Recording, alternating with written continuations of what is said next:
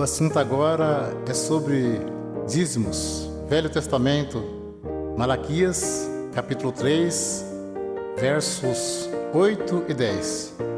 Roubará o homem a Deus? Todavia vós me roubais e dizeis: em que te roubamos? Os dízimos e nas ofertas alçadas. Trazei todos os dízimos à casa do tesouro, para que haja mantimento na minha casa.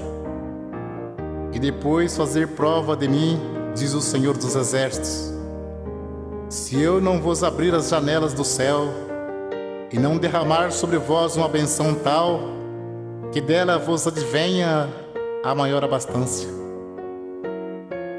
Alguém levava um animal perfeito e o sacerdote negociava o animal perfeito e sacrificava um animal imperfeito no lugar. Nisso que eles estavam roubando a Deus. Digo sempre, Deus não usa dinheiro. Coleta é para o próprio bem do povo de Deus. Se Deus não abrisse as janelas do céu e não mandasse chuva, a terra não produzia alimento. As tribos de Israel receberam herança, menos a tribo sacerdotal, que era a tribo dos levitas. Eles não receberam herança. Então eles recebiam parte do dízimos para se manter. Por isso que dizia, trazer os dízimos para que haja mantimento na casa do tesouro. Não se tratava de dinheiro, mas de mantimento. Não há mais casa do tesouro. Jesus disse, minha casa é chamada por todas as nações casa de oração. Evangelho segundo Mateus, capítulo 10, versos 5 ao 10. Jesus enviou esses 12, ele ordenou dizendo, não ireis pelo caminho das gentes, nem entreis em cidade de samaritanos, mas ide diante as ovelhas perdidas da casa de Israel. E indo pregai, dizendo, é chegado o reino dos céus. Curai os enfermos, limpai os leprosos, ressuscitai os mortos, expulsai os demônios, de graça recebestes, de graça dai. Não possuai ouro, nem prata, nem cobre em vossos cintos, porque digno é o operário do seu salário. Nem alforje para o caminho, nem duas túnicas, nem alparcas, nem bordão, porque digno é o operário do seu alimento. Podemos cumprir com alegria a missão de anunciar o Evangelho da graça. Jesus já pagou a nossa salvação com o precioso sangue que ele derramou no duro madeiro da cruz. E enviando o apóstolo disse, de graça recebeste, de graça dai. Não precisa explorar ninguém. A parte material, Deus tudo provê na nossa vida. Jesus Cristo, sendo Filho de Deus, não poderia vir desfazendo a lei de Deus. Tanto é que ele foi circuncidado ao 8º dia, segundo o uso da lei. Foi levado ao templo para ser consagrado, segundo o uso da lei. E cumpriu celebrando a última Páscoa. Então ele cumpriu a lei e trouxe a graça. A lei e os profetas duraram até João. A graça e a verdade vieram por Jesus Cristo. Hebreus capítulo 7, verso 9, 18 e 19. E para assim dizer, por meio de Abraão até Levi, que recebe dízimos, pagou dízimos, porque o precedente mandamento é abrogado por causa da sua fraqueza e inutilidade. Pois a lei nenhuma coisa aperfeiçoou, e desta sorte é introduzida uma melhor esperança, pelo qual chegamos a Deus.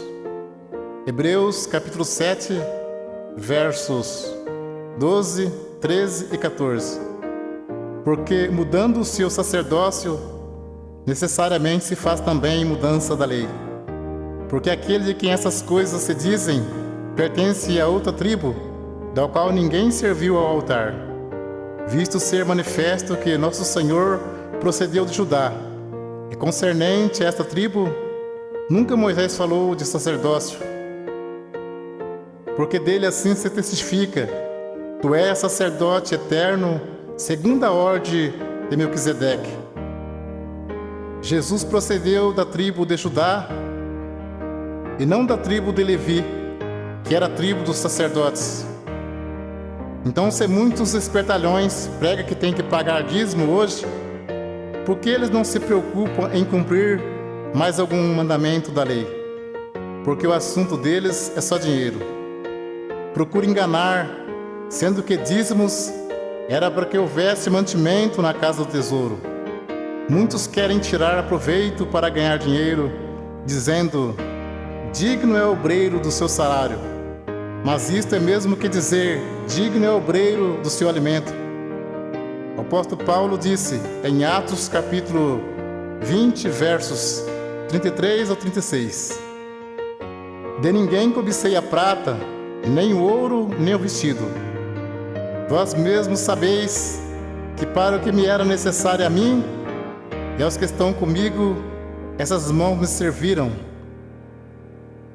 Tenho-vos mostrado em tudo que, trabalhando assim, é necessário auxiliar os enfermos e recordar as palavras do Senhor Jesus, que disse: mais bem-aventurado coisa é dar do que receber. E havendo dito isto, pôs-se de joelhos e orou com todos eles. Mas o assunto viver do Evangelho era alimento, e não receber dízimos. Para você entender mais fácil, os apóstolos poderiam viajar em missão e ficar na casa de alguém não crente e ali se alimentar por alguns dias. E como Deus estava chamando também pessoas pobres, em vez dos apóstolos pedir dinheiro aos novos convertidos, eles os ajudavam. Vamos ler aos Romanos capítulo 15, versos 26 e 27. Porque pareceu bem a Macedônia e a Caia fazerem uma coleta para os pobres dentre os santos que estão em Jerusalém. Isso lhe pareceu bem, como devedores que são para com eles, porque se os gentios foram participantes dos bens espirituais, devem também ministrar os temporais. Confira esse assunto com atenção. Paulo disse em 1 Coríntios, capítulo 9, verso 12 ao 14 e 15 ao 18. Se outros participam deste poder sobre vós, por que não mais justamente nós?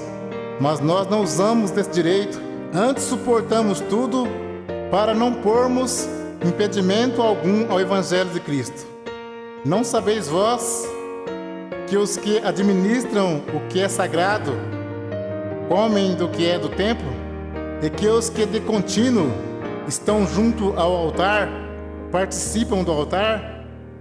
Assim ordenou também o Senhor aos que anunciam o Evangelho que vivam do Evangelho. Mas eu de nenhuma destas coisas usei, e não escrevi isso para que assim se faça comigo, porque melhor me fora morrer do que alguém fazer vã esta minha glória. Porque se anuncio o Evangelho, não tenho do que me gloriar, pois me é imposta esta obrigação. E ai de mim se não anunciar o Evangelho. E por isso, se eu faço de boa mente, terei prêmio. Mas se de má vontade, apenas uma dispensação me é confiada. Logo, que prêmio tenho que, evangelizando, proponha de graça o Evangelho de Jesus Cristo, para não abusar do meu poder no Evangelho. E Paulo disse: outras igrejas despojei, deixando de receber salário, para vos anunciar de graça o Evangelho de Jesus Cristo.